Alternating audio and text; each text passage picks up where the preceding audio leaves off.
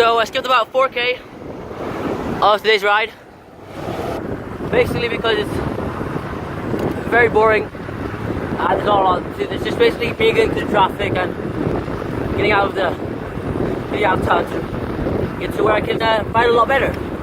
So today's on the program is flying 40s. Don't know what they are. Basically 40 seconds of hard riding, so you can say 40 seconds on and then 20 seconds of rest. So we're getting about 20 of those, something like that, I'm not sure. And then we'll go home and ride. So planning about an hour to an hour and a half today. So yeah, please comment down below if you like these kinds of videos, and well, yeah, see what's gonna happen today. Okay, so now we've made it to the agricultural industrial estate. I don't know how you call it. Yeah, sort of like a bit out of the normal path, but it's really good. You can ride really good there. Currently there's actually a lot of traffic for normally compared to normal, but yeah, it's not too much traffic and there's some good little climbs here, and yeah, it's just really nice riding here. It's not too busy and you get to ride pretty hard. So I'll go to like my favorite loop in the whole entire of Singapore. It's I actually used to have a strava segment there.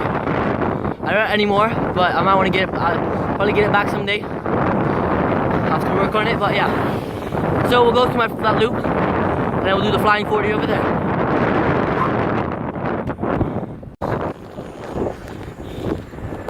So I made it to the loop. Currently I'm just doing a loop to see if there's any traffic works or something, to give me a check to see if there's anything I need to worry about, and just to see how the conditions are. So it's not too good because there's workings over here. It's gonna be hard when I'm doing my intervals.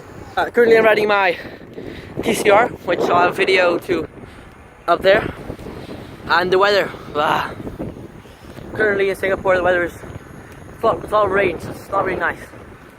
But I mean, I gotta do my training. So what I like to do when it's bad weather, I mean everyone likes to go riding when it's nice and sunny and stuff. But when it's bad weather and it's continuous, like for a couple of weeks, I like to prioritize my training. So my training plan for this week, for example, is flying 40s today. Tomorrow it's 3 minutes on, 2 minutes off. And Thursday I have interval session.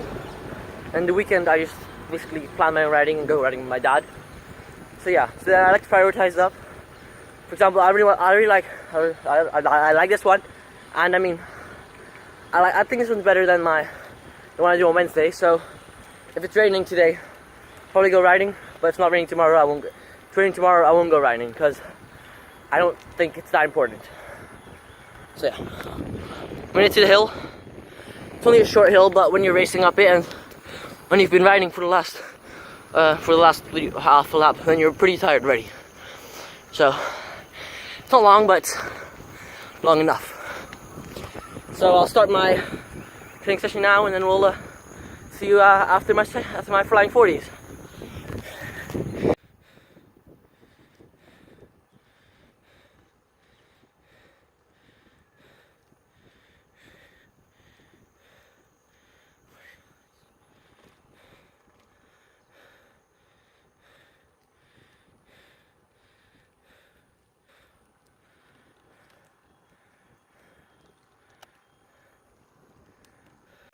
So I completed my first 10 sets of flying 40s.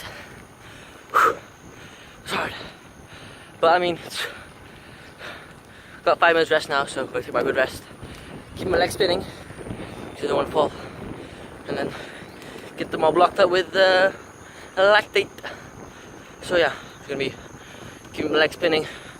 We'll ride a couple of rounds, just staying here, and then we'll do another 10 sets and we'll go home. But before I go, I want to show you guys, there's one corner here, so there's a climb, the top of the climb's over there, and then you go down, so then you go down here. Now, it's pretty annoying if you have the 40 seconds of attack here, because while you're going down, so it's hard to really attack. But then the hardest part is this corner over here.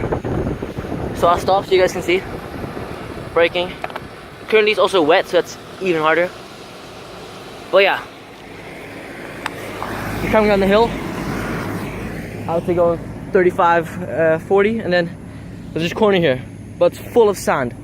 It's pretty hard, and you have to like get your way around. Try not to go too wide, because then we might crash into a car coming that way. So yeah, it's pretty hard, but it's also pretty fun. So it helps you when you're in a race situation and you're going into a corner with a group for, let's say, into the final corner. It really helps you to get the corner correct and try to get yourself, to know the limits of your bike and you. So yeah, that's this corner which I want to tell you guys about. I'll keep running around, and then we'll see what the next set has to bring. For the sweat. So, just completed my 40s, flying 40s. So tired, I can't talk. It was 10 reps of flying 40s, then 5 minutes rest, and then again. Those last couple were pretty hard. Well, I think the flying 40s today were pretty good as success. I don't know how much difference it's gonna make. We'll have to see. But yeah, I mean, I really like them. They're easy to do. They only take 25 minutes. So I mean, if you're lucky, you could probably you can't fit them into a 30-minute ride. But I mean, if you want to train extra, you could probably, if you're on a quiet road, pretty long quiet road to be fair. But then, yeah, if you're in a quiet section, like I was today. When I started, it was pretty busy, but now there's just no traffic. It's really nice. So yeah, now we're going to be riding back. We're currently on 24k and an hour of riding. Let's see if I can boost it up so I have a 27k average ride, which is not that high, but considering that I did some flying 40s, which you need to take a rest with. We'll see. I think today was a pretty successful ride. Hopefully you guys enjoyed it, and I'll see you when I get home. So today was planning to about, it says here 2-hour ride. I mean, it's a school day and I get home at 4. So yeah, today I left at 4:18. So it's hard for me to do actual 2 hours.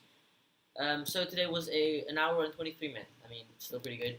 I would say during a school day, it's about an hour and a half. Probably a good target to take. 2 hours is a bit of a overreach probably. Target cadence of 90. I mean, I like to ride at that cadence, so yeah. That's why I put it there. So yeah, now we're 23 minutes. Moving time. I mean, I think 8 minutes probably is traffic lights. 33k. I mean, not bad, I would guess. I mean, I could do more, but the interval training just sucks up the speed and your distance. So yeah, climbing 517 meters.